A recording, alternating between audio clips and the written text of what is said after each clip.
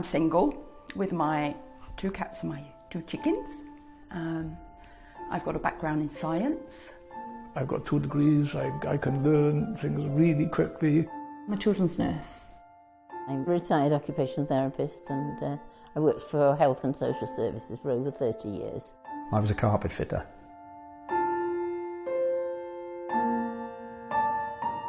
Well, I'm at the end of my life, I'm 66. I was 25. I'm 44 years of age now, and I would say that from about the age of 18 onwards, things weren't right. I first became ill when I was 15. It was because I was taking illegal drugs.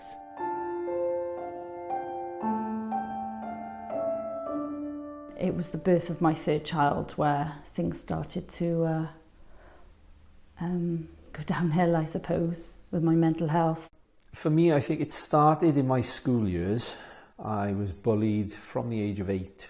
I never thought that I'd have a breakdown, especially at 59 when I'd worked all my life with no problems.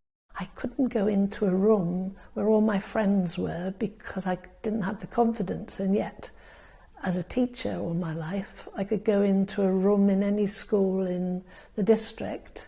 I just felt my head was in such a jumble, such a muddle, I couldn't cope. The feeling that I'd kind of lost myself and I couldn't be me anymore. I couldn't be a mum, I couldn't be what I did as a profession as a nurse. I couldn't be anything really, I was just sort of this ball of anxiety.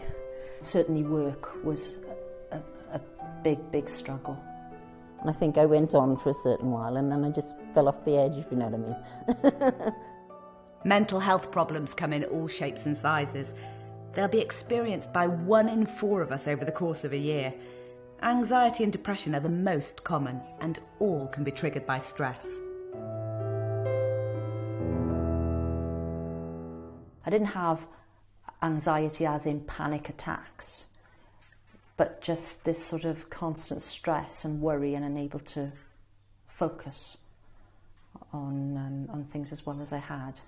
The very first time I ever had any problems, it was a sort of a crisis point, so I sort of had to leave work in the middle of a night shift and just overwhelmed and just, was very upset and just sort of felt like I really couldn't cope with anything, couldn't cope with carrying on that day or anything. So that was the first episode for me of sort of a crisis, really. Mental health problems can also be long-term and chronic. I've had anxiety and depression for a better part of my life so far. For 14 years, I was diagnosed as bipolar. I have difficulty relating to people. I've been seeing somebody with respect to my mental health since I was 26 and now I'm 53. And I've spent the last 40-odd years in and out of hospital. Mental health problems can also be triggered by traumatic events. The situation that set it off, I had 2 bereavements. My stepmother landed up in hospital. My son had a very bad road accident. I moved house. I changed my job. The nature of my problem started in my childhood because my emotional neglect and abuse, right up to the time I was 16. I didn't actually seek help till I was 26. And I walked into my GP and I said, I'm really struggling. Over the next 5 weeks, we're going to explore ways of coping with mental health problems that can and do work. Self-management can work on its own or with medication. It can work for people with mild depression right through to people with more complex mental illnesses. It's all about what works for you and how you can help yourself.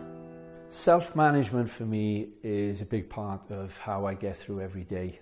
Well, I knew what self-management was because of my job, but it's one thing to know about it and it's another thing to do it when you're in that situation. So I think for a long time I didn't self-manage at all. I was spent about 3 years sort of doing absolutely nothing, unmotivated. lying on the settee eating chocolate and cheese, and went up to 19 stone and all this sort of thing. I've had to come through this again and again and again. This is now my 5th breakdown. And I think it's very easy when you've got professional support to rely on that. But it's back to, like I have, I've got to find a way of managing it. And professional support is thin on the ground these days because of cutbacks. We've got to be real about this. It is. It doesn't matter what, range of the spectrum you're on. That is the key thing, really, is to learn to manage it. Self-management. It's a lot more interesting than it sounds, as you'll see over the next 5 weeks. I also did belly dancing for a while, which was great fun. There was 10 women and me. They're like really kind of helpful little people in my head who can help me if I ever need them. That is brilliant because you can just do it anywhere. And then all of a sudden somebody will say to you, gosh, you're different. I'm actually going to now appear in pantomime this year. And hey presto, you can get your life back again.